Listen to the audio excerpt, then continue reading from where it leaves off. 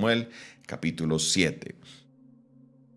Primer libro de Samuel, capítulo 7, y vamos a leerlo desde el verso 8 en adelante. Primer libro de Samuel, capítulo 7, verso 8 en adelante. Dice la palabra de Dios de la siguiente manera. Arranquemos del versículo 7, perdón. Dice la palabra de Dios: Cuando oyeron los filisteos que los hijos de Israel estaban reunidos en Mizpa, subieron los príncipes de los filisteos contra Israel, y al oír esto, los hijos de Israel tuvieron temor de los filisteos.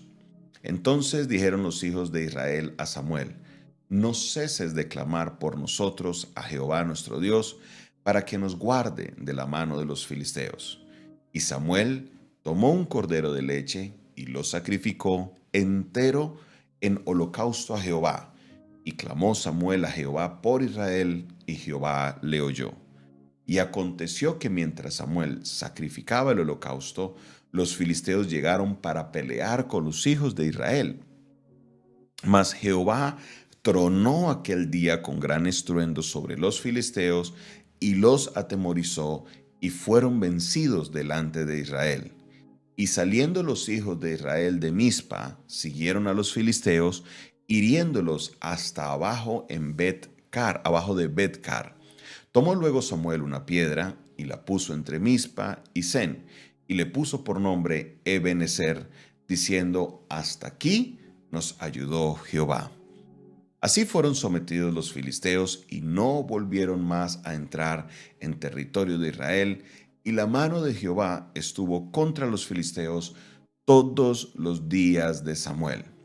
Y fueron restituidos a los hijos de Israel las ciudades que los filisteos habían tomado de los israelitas, desde Ecrón hasta Gat, e Israel libró su territorio de mano de los filisteos, y hubo paz entre Israel y el amorreo. Y juzgó Samuel a Israel por todo el tiempo que vivió, y todos los años iba y daba vuelta a Betel, a Gilgal, a Mizpa, y juzgaba en Israel todos estos lugares. Después volvía a Ramá, porque allí estaba su casa, y allí juzgaba a Israel, y edificó allí un altar a Jehová. Amén.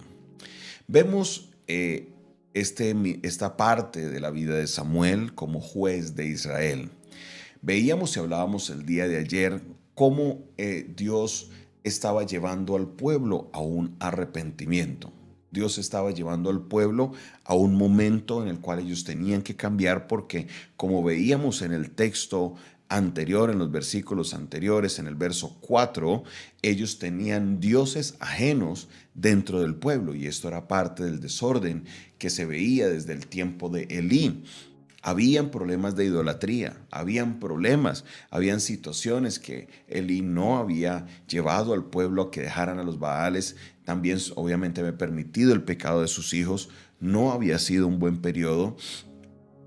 Entonces Samuel se levanta y Samuel les empieza y les dice: bueno, háganme un favor. Les dice en el versículo 3: si de vuestro corazón volvéis a Jehová, quitad los dioses ajenos y Astarot de entre vosotros, y preparad vuestro corazón a Jehová, y solo a él servid, y él los librará de las manos a los filisteos. ¿Quiénes eran los filisteos? Los filisteos eran unos vecinos que estaban ahí, que todo el tiempo se la han pasado atormentando a los israelitas, queriendo tomar sus ciudades, y ha sido una guerra muy constante que se ve desde el principio, desde que ellos entran a la tierra prometida, y se ve constante durante el reinado de Saúl contra el reinado de David, y ya viene a haber un periodo de paz con el reinado de Salomón. Pero estos filisteos asoleaban todo el tiempo a los israelitas y lograron una victoria muy grande al poderse llevar el arca, pero como veíamos, lograron regresarla. Ahora, hay algo bien interesante, y es que el pueblo de Israel, ya atemorizado, ya sin nada más que hacer. ¿Por qué? Porque lo habían intentado todo. Se fueron los soldados, intentaron estrategias. Ya lo último que les quedaba era decir: bueno, traigan el arca, que con el arca seguro vamos a ganar. Y ni con el arca ganaron. Entonces ya dijeron: bueno, Señor, ¿qué hacemos? Estaban tan apegados a no querer llegar a la santidad, a sacar a los ídolos de su vida, que fue Samuel el que tuvo que decirles: bueno, vamos a servir a Dios y solo a Dios, saquen los ídolos y entonces vamos a ver cómo Dios los va a librar. Samuel entendía lo que pasaba espiritualmente. Samuel sabía, como dice el apóstol Pablo, que las armas de nuestra milicia no son carnales, sino que son poderosas. Ahora, este versículo por lo general lo hemos hecho muy místico, nos hemos metido a veces en un rollo que no es realmente lo que el apóstol Pablo nos quiere decir. Lo que el apóstol Pablo quiere decir es que de la manera como nosotros luchamos es una manera diferente. Y es lo que estamos viendo en este texto. Samuel les está diciendo, ¿quieren luchar contra los filisteos? ¿Quieren quitárselos de encima? Porque los filisteos les habían quitado ciudades, los filisteos los tenían como subyugados. Entonces dijeron, ¿quieren ser libres? ¿Quieren realmente salir adelante? Pues quiten a la idolatría. Saquen los ídolos y sirvan a Dios y vivan en santidad, vivan para Él. ¿Y qué hizo Samuel? Primero ellos, ¿qué hacen? Le dicen, por favor, ora por nosotros, no dejes de clamar por nosotros para que Dios nos guarde, porque apenas los filisteos supieron que se fueron a reunir en Mizpa, filisteos dijeron, esta gente algo está tramando, nos vamos para allá y les vamos a buscar la pelea. Y se fueron para allá y estaban listos para la batalla y ellos le dijeron, Samuel, por favor, mira, ya sacamos los ídolos, ya los quitamos, vamos a servir solo a Jehová, por favor, no dejes de clamar por nosotros. ¿Y qué sucedió? Oiga, empezó la batalla y Dios hizo tronar de una manera que los filisteos se quedaron pero asustados y arrancaron fue a correr y fueron vencidos. ¿Por qué? Porque ahora el pueblo estaba santificado. Y es aquí, mis hermanos, donde nosotros tenemos que entender la palabra de Dios para nosotros el día de hoy. Preste atención, la misma batalla, era la misma batalla, porque eran los israelitas contra los filisteos. Posiblemente habían muchos soldados que habían participado en las dos batallas. Obviamente, en la batalla anterior habían muerto 30,000 hombres. Pero muchos de ellos estaban en la misma batalla, habían estado los soldados, algunos comandantes de la batalla anterior estaban en esta batalla y definitivamente los filisteos fueron con otros soldados que eran fuertes, que ya habían vencido a los israelitas. Era la misma batalla, eran los mismos enemigos, era la misma situación, pero había una diferencia. Y la diferencia era que la batalla anterior, el pueblo de Israel fue con la idolatría en su corazón. La segunda batalla fue una batalla en la que ellos ya habían sacado los ídolos de su vida, habían ido purificados y santificados. A esto se refiere el apóstol Pablo cuando dice, no son carnales, porque el asunto no era de estrategia, no era de espada, no era de armamento, el asunto era del corazón. Y cuando ellos fueron con un corazón limpio, la mano de Dios se manifestó y ellos salieron en victoria. Muchos de los que me están escuchando han querido pelear las batallas y querer ganarlas en sus fuerzas porque no han querido santificar sus corazones. No han querido sacar las impurezas de su corazón ni la idolatría o cualquier cosa que haya en su corazón en el momento indicado. ¿Qué ha pasado? Han perdido sus batallas porque las han querido pelear a su manera y las han querido pelear sin ponerse o sin vivir una vida de acuerdo a como Dios les ha mandado en desobediencia a Dios. Quiero decirte, mi amigo y mi hermano, que si tú te enfrentas a la misma batalla con el corazón santificado, Dios va a responder y vas a salir en victoria. Porque así es como nosotros peleamos nuestras batallas. Peleamos nuestras batallas viviendo en comunión con nuestro Dios y permitiendo que sea Él quien pelee por nosotros. Por eso la mejor posición de pelea para un cristiano no es de pie dando puños, no es de pie dando bala, no es de pie sacando espada. No, la mejor posición de un cristiano es de rodillas ante su Dios. Cuando el pueblo de Dios se pone de rodillas, el reino de las tinieblas se pone a temblar.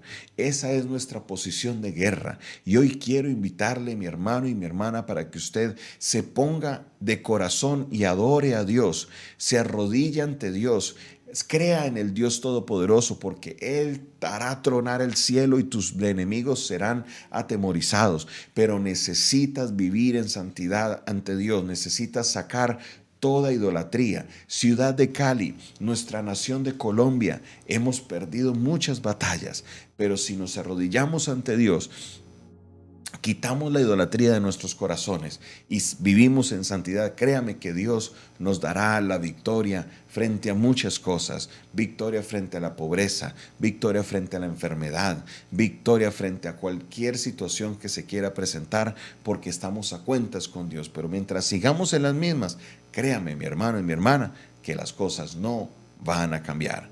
Seguiremos de derrota en derrota. ¿Qué clase de vida quieres vivir? Nos encanta citar el versículo, de gloria en gloria, de poder en poder y de victoria en victoria, pero a la hora de llegar a la obediencia no queremos obedecer a nuestro Dios. Mi hermano, mi hermana, obedezca a Dios, quite la idolatría de su corazón, no sirva a nadie más, ni siquiera sírvase a usted mismo, sirva a Dios. Él te dará la victoria. Él atemorizará a tus enemigos.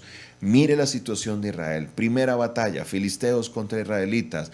Pelearon 2 y 3 días y no supieron qué hacer. Trajeron el mismísimo arca que simbolizaba la presencia de nuestro Dios. Y así perdieron la batalla. Pero ¿sabe qué? Sacaron la idolatría de su corazón. Sin arca, sin nada, Dios sacó a los enemigos corriendo y Dios les dio la victoria. Mi hermano, mi hermana, créelo que Dios peleará tu batalla si vives en santidad, si vives en obediencia a la palabra de tu Dios Todopoderoso. Gracias, Señor, te doy por tu palabra en este día. Gracias, Señor, te doy porque tú estás hablando a nuestro corazón. Gracias, Señor, porque vemos como tú, Padre Celestial, nos llamas a vivir y a pelear nuestra batalla de la manera que tú quieres que la peleemos, Señor. Perdónanos porque hemos querido, Señor, hacer las cosas a nuestra manera, vivir a nuestra manera, Señor, y por esa razón nos hemos enfrentado a tantas derrotas. Pero sabemos, Señor, que aquí hay una de las claves importantes para vivir esa vida cristiana de victoria, porque, Señor, viviremos, como dice tu palabra, de gloria en gloria, de poder en poder y de victoria en victoria. Recibe la gloria, recibe la honra, recibe, oh Dios, toda la alabanza, en el nombre de Jesús. Amén y amén. Esta fue una producción del Departamento de Comunicaciones del Centro de Fe y Esperanza, la Iglesia de los Altares, un consejo oportuno en un momento de crisis. Se despide de ustedes su pastor y amigo Jonathan Castañeda, quien les invita para que estén en sintonía mañana en el mismo canal, la misma hora, y que hoy puedas comunicarte con nosotros al 316-617-7888 y aprender un poco más de nuestro ministerio. Dios te bendiga, Dios te guarde. Feliz mañana para todos. Bendiciones.